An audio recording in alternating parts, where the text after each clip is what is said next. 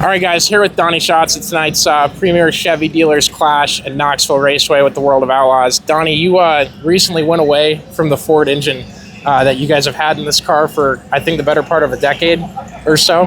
What have been your thoughts since then, and what was it like to make that decision?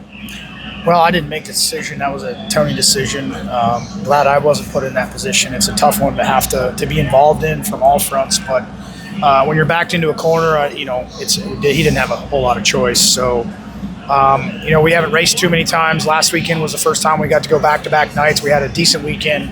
Got our best finish of the year on Saturday. So we've been able to build on that. It's not something that's going to come instant, but, we do have old notes, and some of them matter. Some of them probably don't.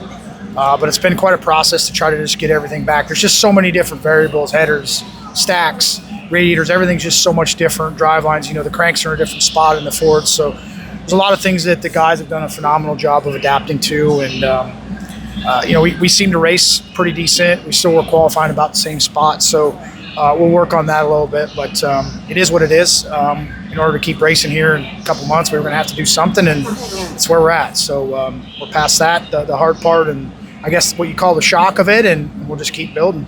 And when you're going through all these decisions you got to make on the car differently, how much does it help to come to a track you've had so much success at? You probably have a pretty deep notebook of what's out here at Knoxville and everything that you've been able to do here in your career. Well, there's racetracks you're going to go to like Knoxville where we've had a lot of success, and we've had it in a lot of different scenarios, whether it be slick, whether it be wet, whether it's got a cushion or no cushion. So, those are the things that as a driver you kind of feel like you know what to do.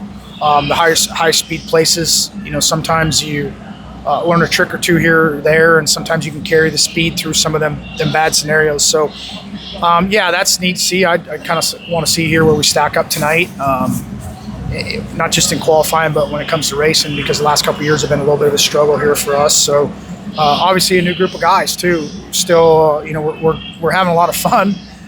We really don't have the results to stack up with that, but it's a learning process. When you're racing with someone for a lot of years, and then them faces change, you got to learn everybody over, and everybody has different personalities. So I got to learn their personalities, and then I got to change my personality to fit in with them. So I feel like we're all gelling really well. We're all having a good time, but I got a couple guys that are itchy to get a trophy, including myself. So that's our goal. How much does you having fun at this stage in your career help?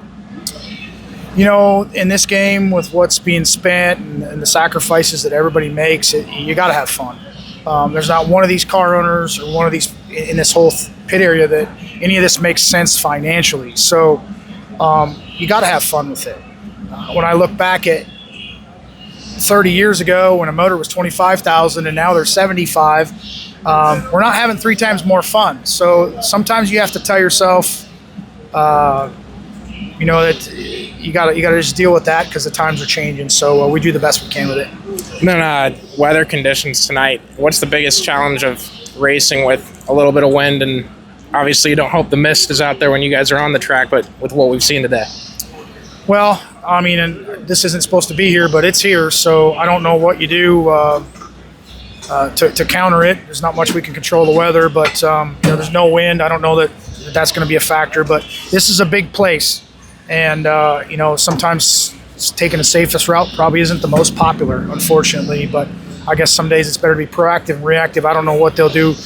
That's why I'm a driver. I drive this 15 car for Tony and CarQuest, and I don't have to make those decisions. But somebody has to. Somebody's got to make that hard decision at some point, whether we race or we don't race. And it's just that's the job they signed up for, just like the one I signed up for. By the way, how cool is it to see Tony win that NHRA race? I talked to him on Saturday night on the way to the airport after Peevely, and I knew that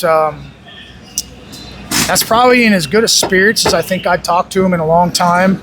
And Tony's always been one of them people when something's going right, and he's pretty confident. And he told me that his best chance was going to be that 4 wide because them other guys were messed up trying to see multiple lights, and he wasn't used to seeing all that. So it was probably one of the coolest things. We knew it was going to happen.